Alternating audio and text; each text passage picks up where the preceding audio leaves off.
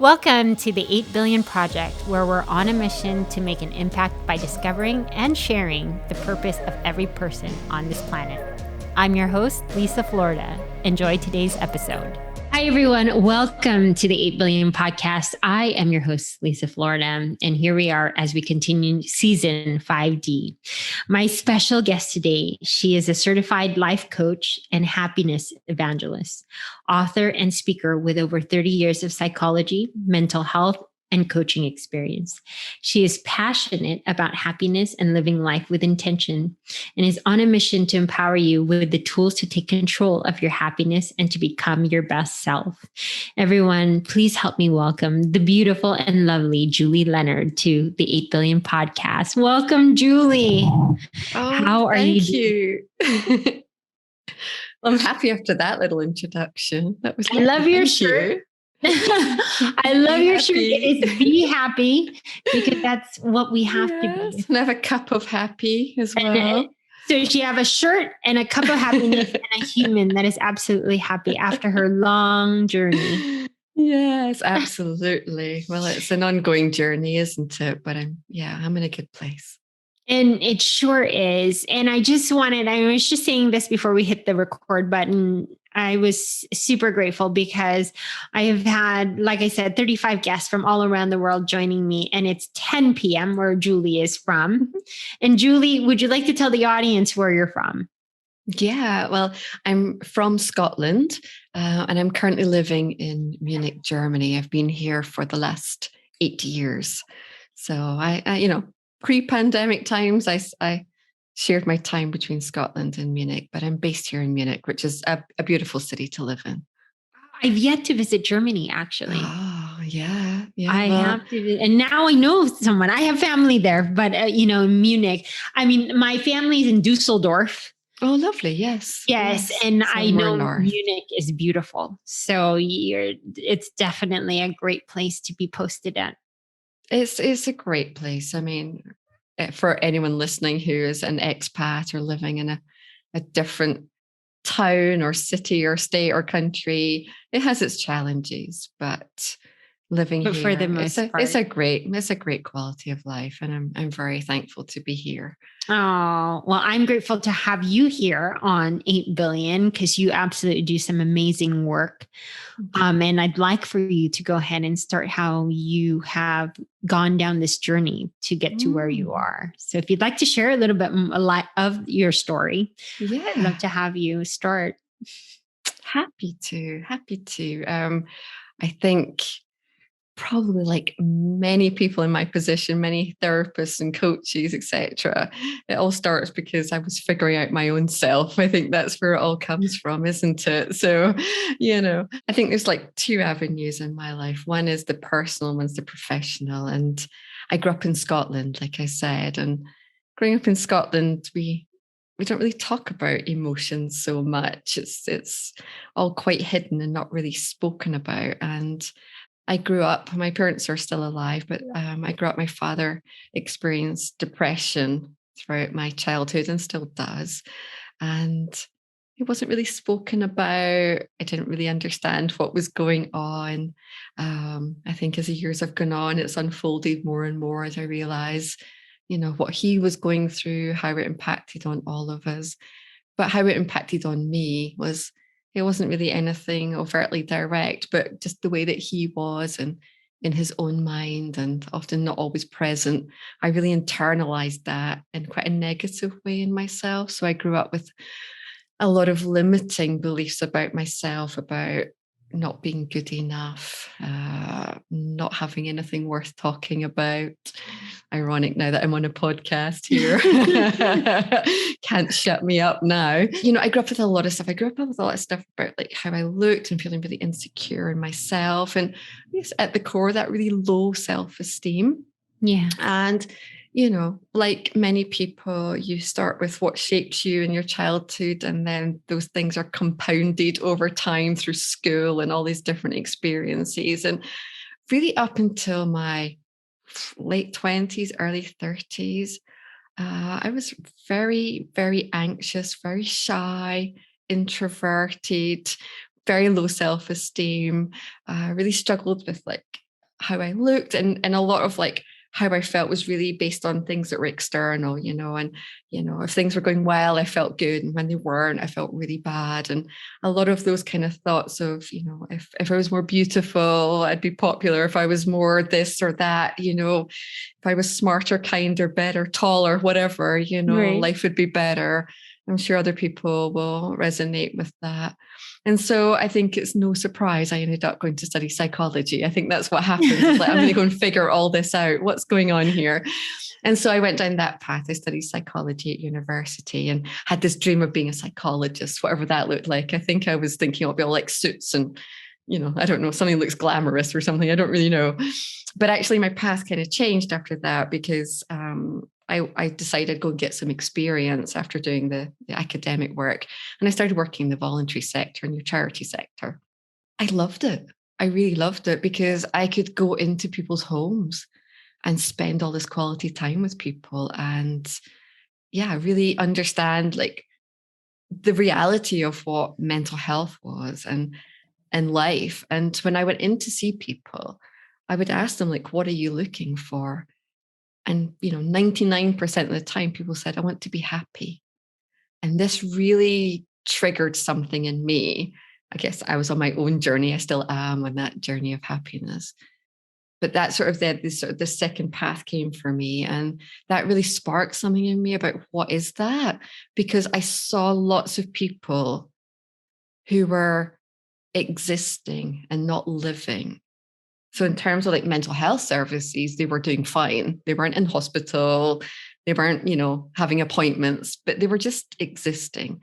And I was really intrigued by what this meant. And so I was very interested in how we reduce those symptoms, how we got people to feel less depressed, less anxious, less stressed. But more than that, I wanted to go further. I wanted to be like, how do you really live life? And that's what really sparked me on this journey. What is happiness? How do we get it? How do we maintain it? And I was actually coaching people. I would break it down. Well, what does that look like for you?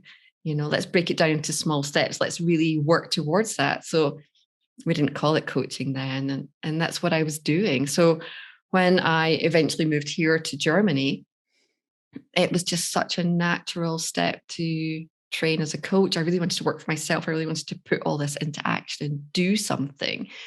And I really wanted to share with people this belief that I have that happiness is within your control. There's so much that you can do.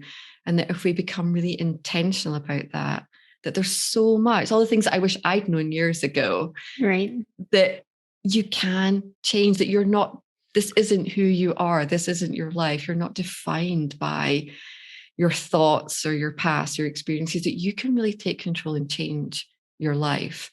And it was a few years later, I was at a Brand Minds event in Bucharest with a friend of mine, and we were daydreaming like you do. All these great speakers. Brené Brown was headlined to be there. There was all these great speakers. And of course, we're like, one day when we walk out on that stage and be these great speakers. And I was thinking, what would I call myself, And there was Guy Kawasaki there, and he's the brand evangelist for Canva. That name bothered me, Evangelist. I was like, oh, it's kind of, I don't know if I like that. It's got a sort of a religious connotation perhaps to me. But it kept, and I was thinking, what would I call myself? The happiness what? And I really like another guy who's the kindness czar. And I thought, like that. But this word kept coming back. And I was like, I think I want to reclaim that for me. I like that word because I feel like I've got this mission that, I want to go out there and really reach people, because I see so many people suffering. Mm-hmm. And there's no need to suffer. People are suffering. And so I decided that I would be the happiness evangelist out there. I love that. Showing people that you can really change your life. So that is my kind of journey and how I ended up here. And it's so interesting though, Julie, because like you were saying, your father had gone through depression, right? I had a lot of low self-esteem growing up. But it was interesting because I didn't have parents that weren't in that position. In fact, I had a mom that was really quite a powerhouse. So it's interesting how we all each have a journey. We can all be in that, or majority of the world is in that space where they're not happiness, or they're not happy only because there's the way we were raised and the programs, or the, so to speak, like the matrix, what everyone calls it. It's just not conducive to us being able to express ourselves in such a way that allows us to be full expressions of ourselves. Mm-hmm. And so sometimes it's like, yes, a lot of it has to do with our parents, because I still believe that even if I did have low self-esteem, if my mom was not and my dad didn't, how did I go down that path? Like, and I'm pretty sure you've heard different stories and seen so many things in psychology. But yeah, it was very interesting, or a beautiful path to go down, that healing, just trying to understand yourself. We're all 8 billion one day. In the near future, will be 8 billion different expressions of each other. Mm-hmm. We're all different life paths and all this kind of stuff. We're just all so unique. It's just beautiful how it all comes out. And now we are in that place in human history where everyone is having a more safe space to be able to express themselves and say, hey, you know what? Yeah, that's how I felt for like 3-4 decades of my life. And to truly be held like, loved unconditionally and not judged for it is truly amazing.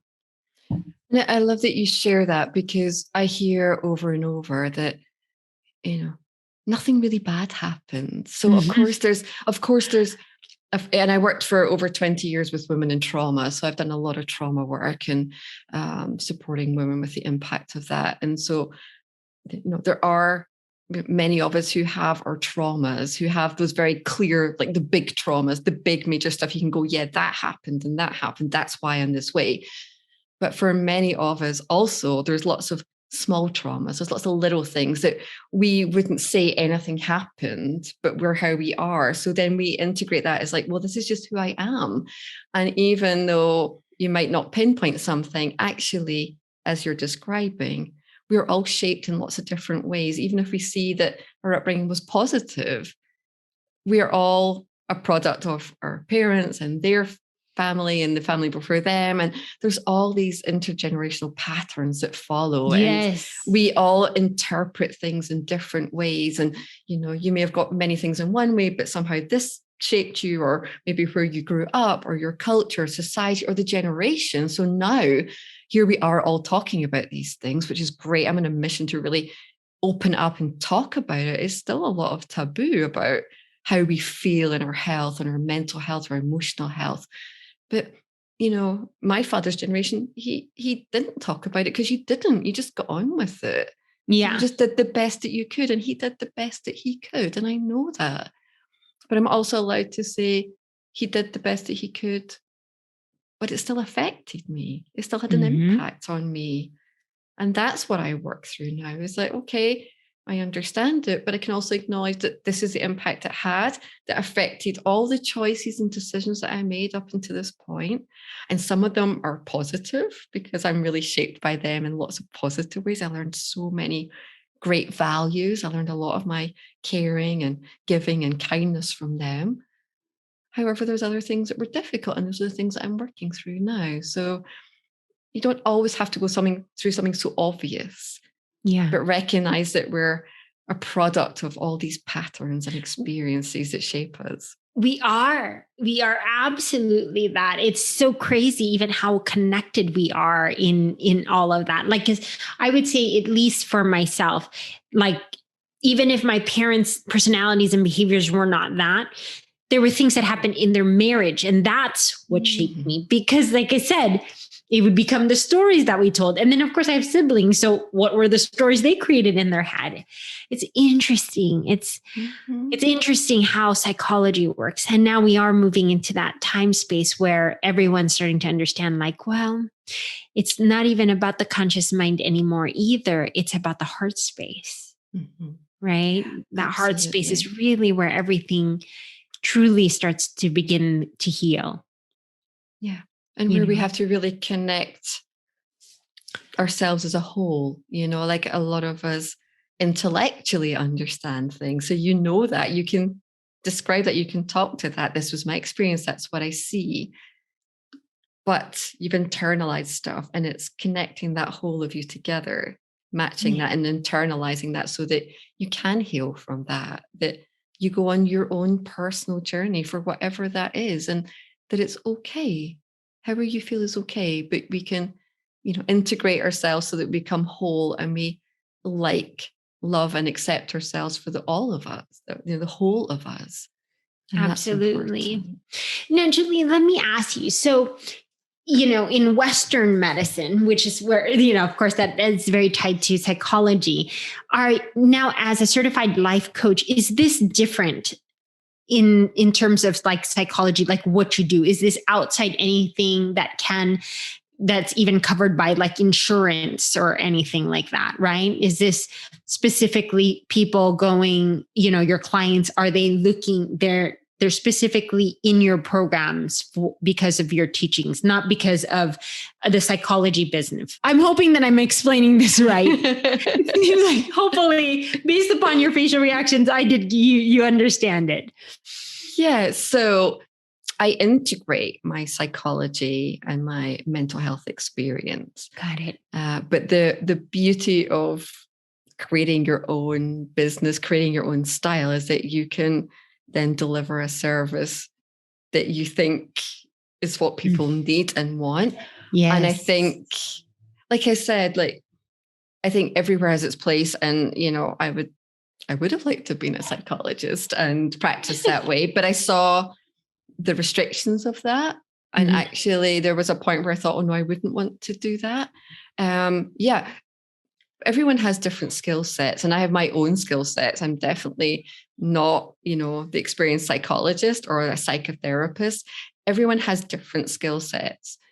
Generally speaking, as a coach, we're really focused much more on the present and the future rather than looking at the past work. Right. However, I feel with the work that I do and my own personal experience and all the experience that I've had over the years, I do both, because for me, what I find is the people that come to me, most of the people that I attract, their mindset needs work.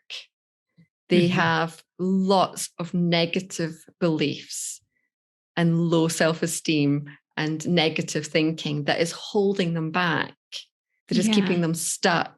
And you can't go for that dream life, that dream relationship, that dream job, whatever, if you don't believe that you're worthy of that, if you don't believe you can get it. So years ago, I would feel like I'm not good enough. I'm not worthy of that. I can't do that. Then I'm not going to push myself forwards because I don't believe I can have that. So I had to do a lot of work on myself. I was lucky that the kind of job I did taught me lots of stuff that I could use on myself as well. So I could learn as I was doing it. It was great.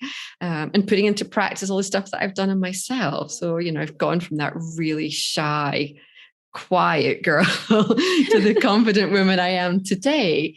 And I hope that shows that everything is possible. You can change, So I like to do some of that past work, which understands, like we're talking about, where does all that stuff come from? Where did you learn that? And then change that, unlock that, so that you can see where it comes from, why it's there, and change it. Let go of the stuff that's not helpful anymore. And that's completely possible. So I love to change the mindset and get people to feel confident and resilient and strong, and then do that happiness part, like go get a life that you want. Yes. And so that's what I do. And I can integrate psychology and all these, CBT and just whatever. And so I'm able to just flow with whoever comes to me and work with them where they're at. And also it's very open as a life coach. You can talk about anything. People often come with one thing and say, oh, I want to change job, or I want to find love. And then off you go in this other world of lots of things, because everything's interconnected. And I get a lot of people who come and say, life is okay, but it's not amazing. And I'm all for go for amazing. Don't settle for fine. Who wants to go fine? My life's fine. I mean, But that's what a lot of people feel like, my job is fine. Life is fine. Yes. Everything's fine. Like everything's fine and okay. Yeah. Right. But there's more. There's so much more. And that's the beauty. And so thank you so much for understanding my question. I hope that was. Because sometimes I'm all like, did you practice psychology and now you're a coach? And that's basically maybe the question that I was trying to ask. And I'm glad that it came through and you understood it. What's beautiful though, Julie, right now, and I see this amongst all of the 35 guests and even more people that I've interviewed, is we are at a time in human history where it's not your traditional ways, like you go to school and you become a psychologist anymore, or you go to, and even though that is very much needed still in this world, and there's nothing to put down about that, we are moving and stepping into this creative time where I know of people that are hypnotherapists, but they've done this one program and then said, okay, well, I see certain things that aren't necessarily working in this day and age. And so I'm going to use a little bit of my knowledge from I gained from that and where I believe we're going in the future. And it's absolutely working. People are literally, there's going to become a day, then that's what we should be, is 8 billion different businesses. And but all helping each other. And there's just so much potential to create what makes you happy. That's what I see a lot with people coming to me who exactly describe that, that's what we do. You go, you study, you train, you get a job. Who doesn't want a steady job with a reliable income? And probably the generation before us, that's what you strive for. That gave you security and freedom. But then you find that a lot of people feel like that doesn't fulfill them. There's something that's not quite aligned. And now it's great because you can sort of blow that wide open. You can really create the job that you want. And I've been very fortunate that I can take all these different experiences that I've got and shape it into the service that I provide. And I won't be the right person for everybody, but I certainly connect with a certain group that we form that connection, and the work goes well because I can take all of that knowledge and experience and I can cut through that and get you there really quickly. I can cut down the time. I did all the trekking for you. It took me years to get to this point. Now we can get you there in 6 weeks, let's just get it done. But it's that lovely combination of holding space, because people need to be heard. Mm-hmm. People need to have their experiences validated.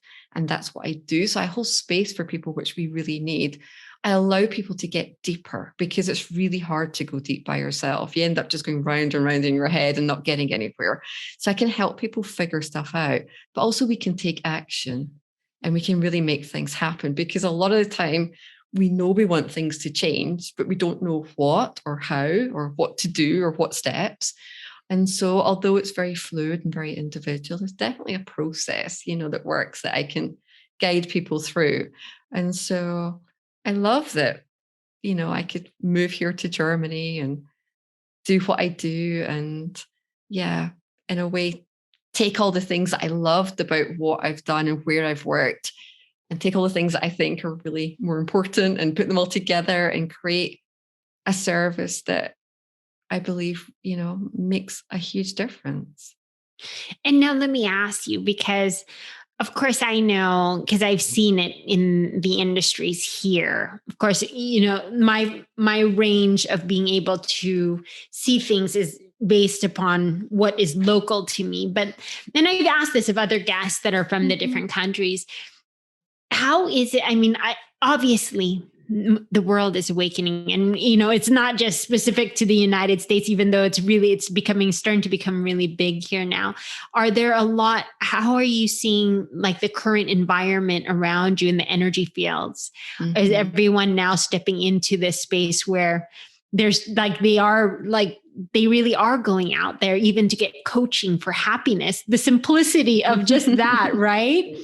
Because that's what you are, Julie, a happiness evangelist. It's amazing. Mm-hmm.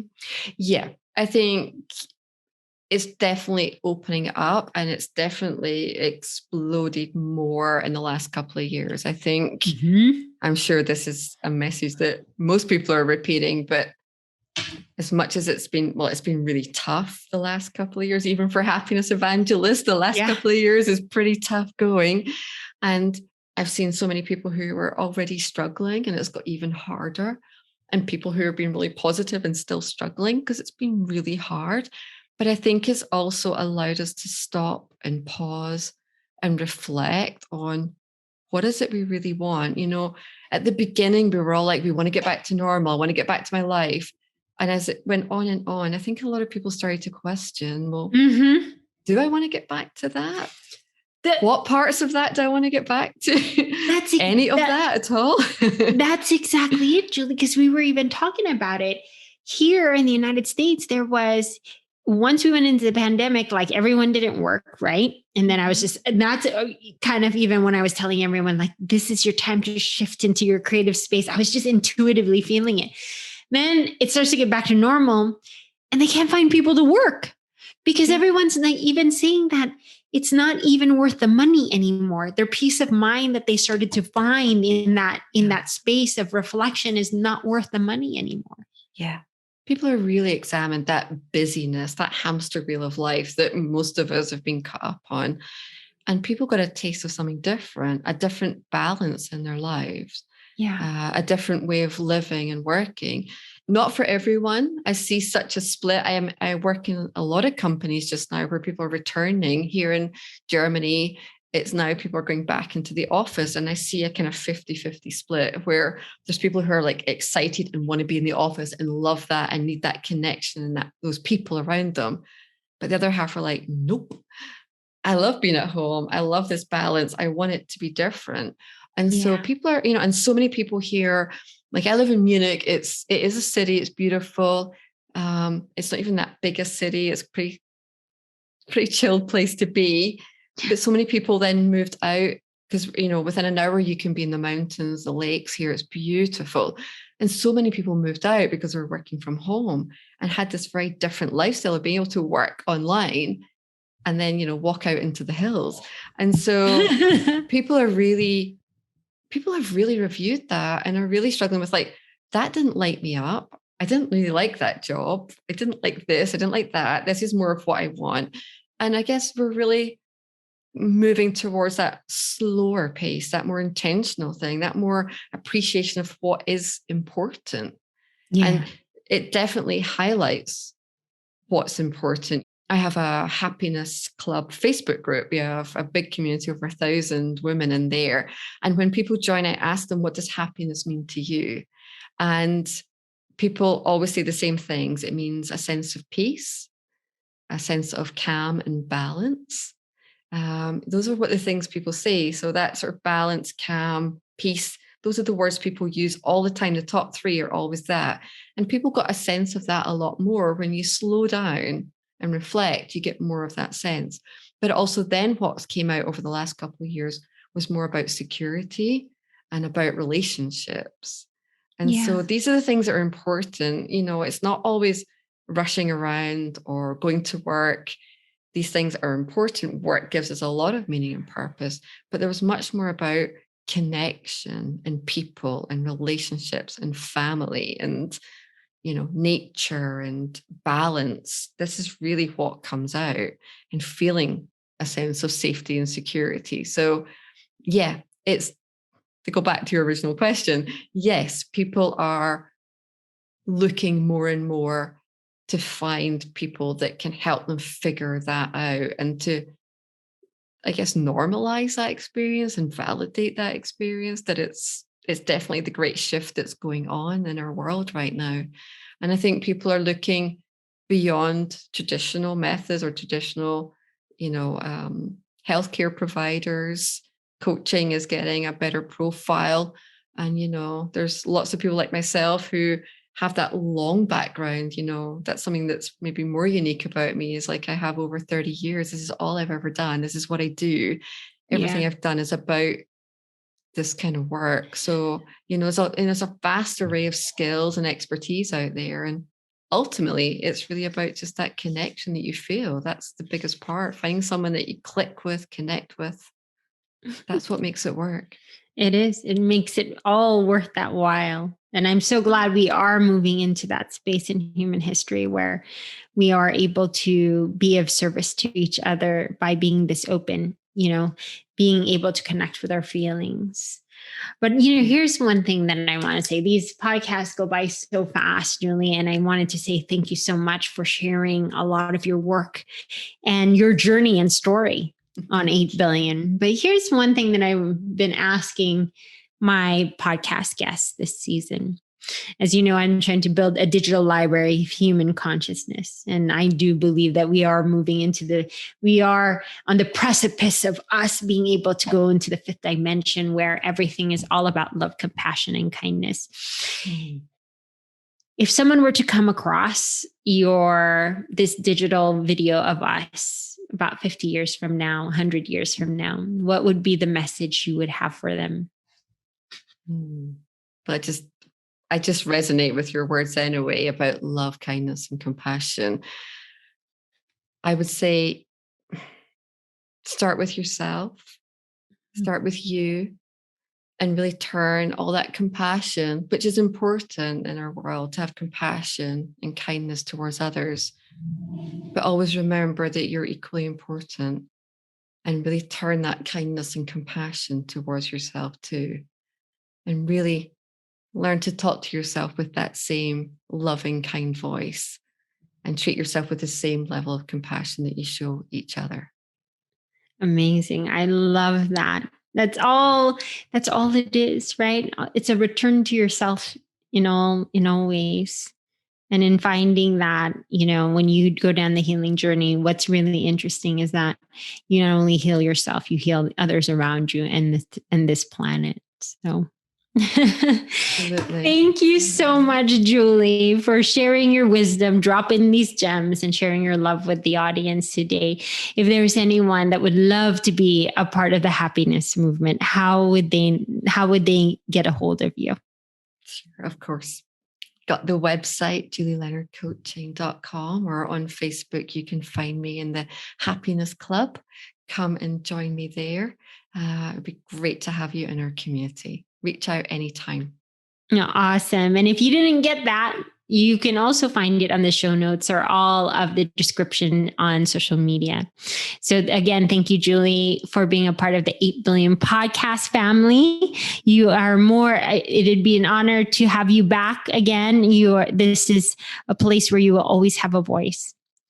Thank you so much. Such a pleasure to spend time with you today. Oh, I feel the same way. And thank you to the audience for tuning into this week's episode of 8 Billion Podcast with Julie Leonard. I will see you on the next one. Thank you for listening to today's episode of the 8 Billion Podcast. If it's moved you in any way, please share your thoughts or give us a review on Apple, Spotify, or YouTube.